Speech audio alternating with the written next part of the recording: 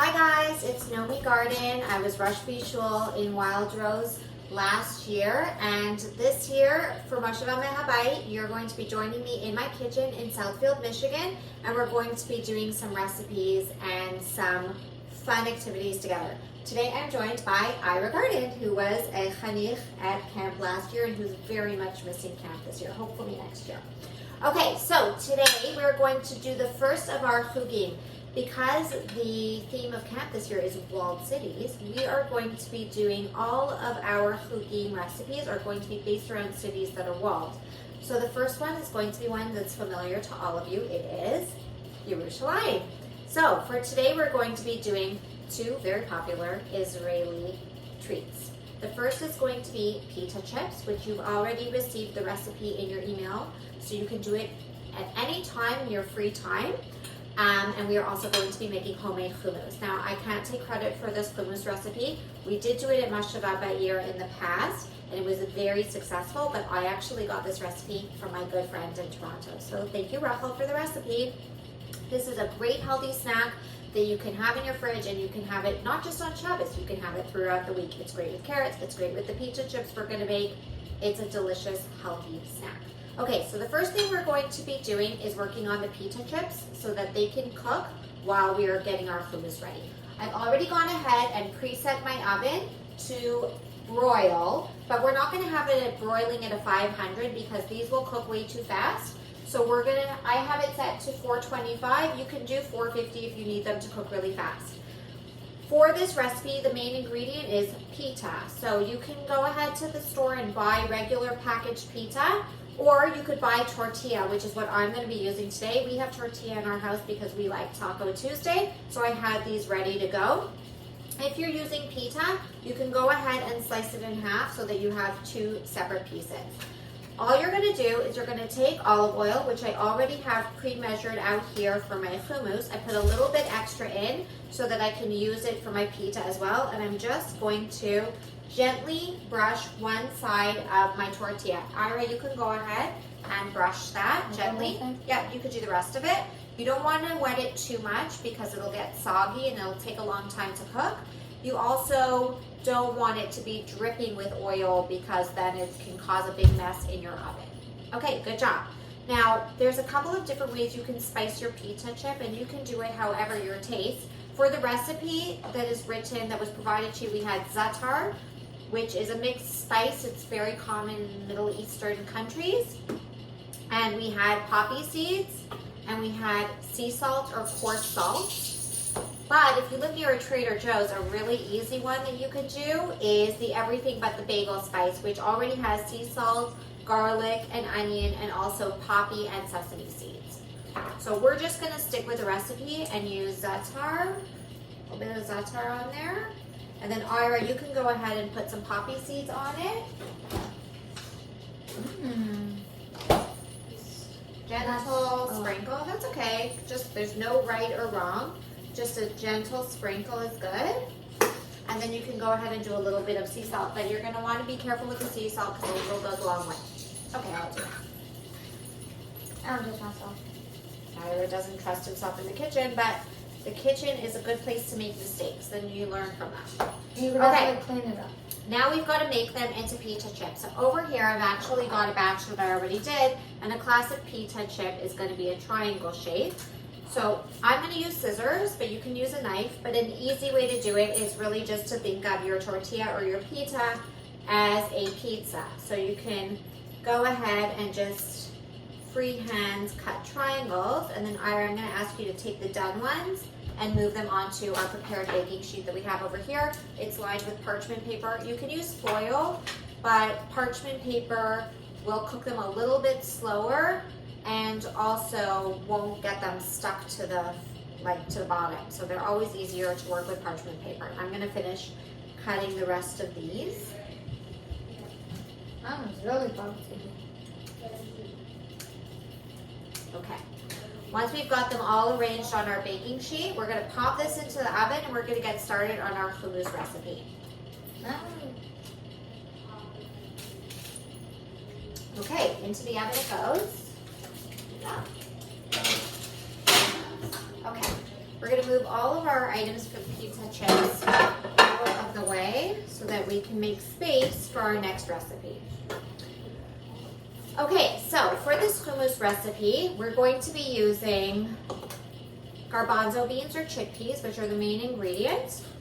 We're also going to be using Great Northern beans or navy beans. When I moved to Michigan from Canada, I looked everywhere for canned navy beans and couldn't find them anywhere, so I had to Google to find out what the equivalent was, and it was Great Northern beans. So they may be called something different where you are, but you're going to want to look for white bean that is kind of mid-sized. You don't want the lima beans, okay?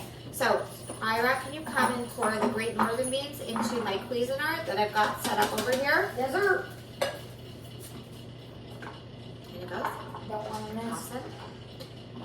The great thing about this hummus recipe is that there's no order. You could throw these both in the garbage. There's no order to putting in your ingredients. You can just put them all in whatever order. And with baking, you know, you always have to do the dry ingredients and the wet ingredients, and everything has to remain separate, and there's a science behind it. But in this one, you could just dump it all in at once and mix it all at once.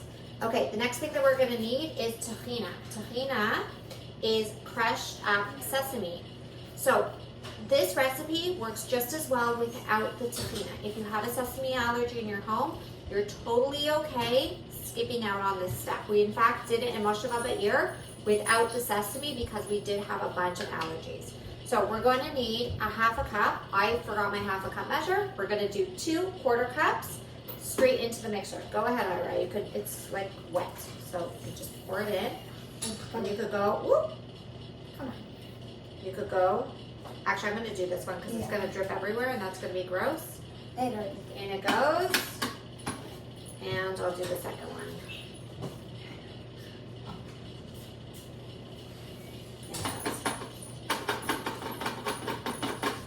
Okay, Ira, put this into the sink, please, right over there. Thanks, dear. No, disgusting. Yeah, I don't think it's disgusting. Okay. Next thing that we're gonna need is garlic. We love garlic in this house. I love the Dorot cubes. They're clean, easy to use, and I find that their taste is amazing.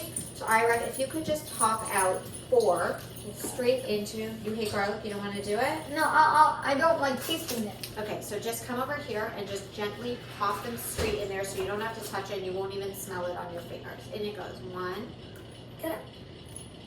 Pop it out from the back. You don't even have to touch it. 2. I just, Good? Yeah? Okay. yeah, you just, Here, can you put these back in the freezer? come on. Okay, so we've got 4 cloves of garlic. The next thing that we're going to use is soy sauce. So we have the regular sodium soy sauce. You could probably use the lighter sodium if you want, but this is what we've got at home. So we're going to do 1.5 tablespoons. So Ira, if you could fill this one, pour it in, and then fill this one and pour it straight in, okay? You could do it right over the hole at the top. If you want, I can hold that for you. That's the 1 tablespoon. Make sure it goes in. Yeah, let's try to take this a little bit seriously so that my kitchen isn't a disaster, okay? Thanks. I'll just do this. Okay, we'll just give it, Ira, come over here and just give these a quick rinse so that they're clean. Thank you. Okay, the next thing that we're gonna do is sea salt. So we need 1.5, I'm gonna need this, teaspoons. So that's a different measure. This is a half a teaspoon and this is 1 teaspoon. We're gonna need 1.5 teaspoons of sea salt.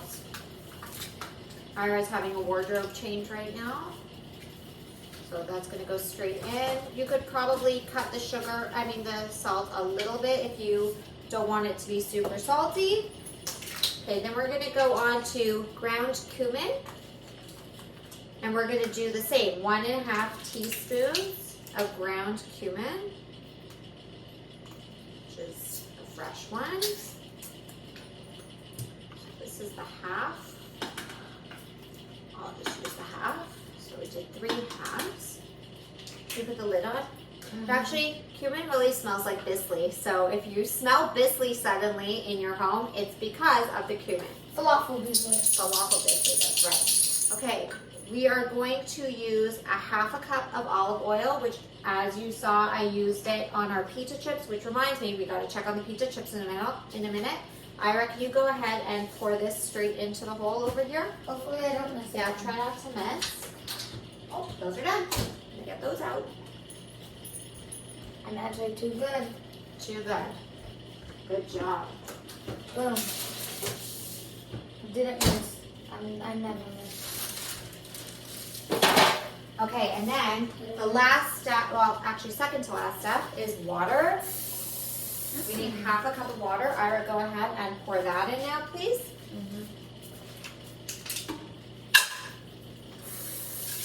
Anything else? Yes, this is the last step, and I was saving this for Ira. You can actually do it in the middle, but Ira was busy at the sink.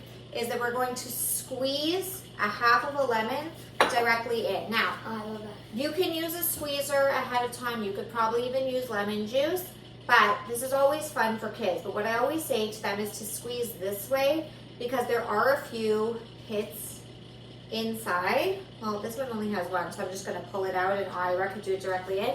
But if you see a lot of pits in there and you don't want them going into your hummus, you can squeeze it like this and the juice will come down through your fingers. Okay, Ira, you can squeeze on the top. Squeeze the whole thing nice and tight. Do it on camera so that people can see. Oh, Squeeze yeah. it directly in. There you go. Good job. Pure strength right here. Pure strength. No squeezer needed. Give it a really good squeeze. And when it's all done, throw it straight into the garbage. Oh God, there's a lot in here. Oh my God. Okay, I think it's pretty good. You think it's good? Okay, it's gonna get loud for a minute while I turn on my Cuisinart. I'm gonna just pulse it a little bit.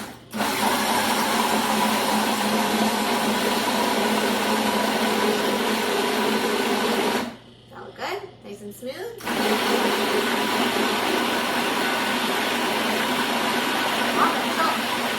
Want to make sure we get all those chunks out.